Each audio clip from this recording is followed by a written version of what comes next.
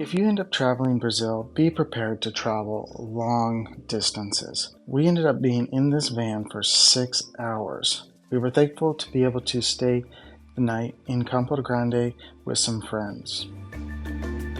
If you were deciding to do a trip like this to Brazil or any other country, planning ahead is key. That includes getting all the flights, figuring out where you're going to travel, and how you're going to get there.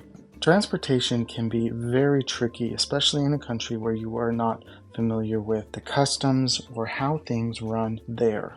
We were really blessed to be able to have a travel agent that was a friend of ours that took us around the town a little bit before we had to catch our next flight. One of the places we stopped was this really cool aquarium that was actually free to get into.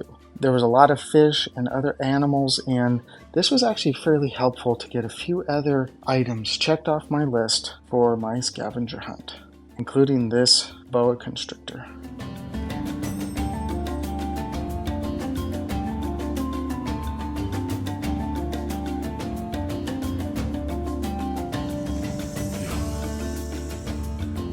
We're also able to catch in the distance a nice little piranha.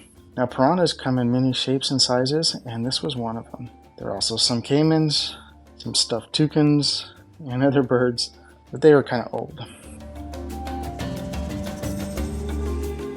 Our experience in Corumbá and Campo Grande really was mainly working with private vehicles. This was actually a pretty good experience, but it's one of those things that you definitely have to plan ahead, and that is why having a travel agent was very helpful for what we needed to get done.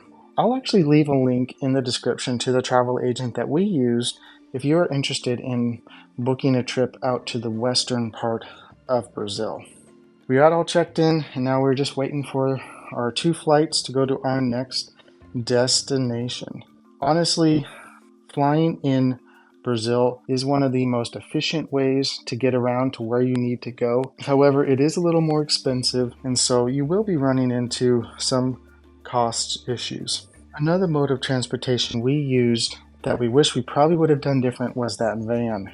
There was an option to take a bus from Corumbá to Campo Grande, and honestly, that probably would have saved us a lot of stress and headache because that was a really crazy bus ride.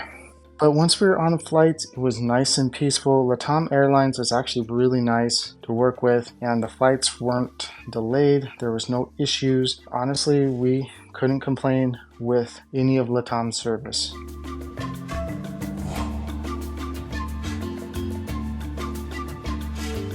One of the kids thought it would be funny to see if I could find an American restaurant in Brazil. Honestly, there's more than you think. Our second flight of the day was really at night, and man, the sunset going to this southern area of Brazil was amazing. I'm not going to quite give it away yet as to where we're going. You're going to have to wait and see. I'll give you a little sneak peek in a second.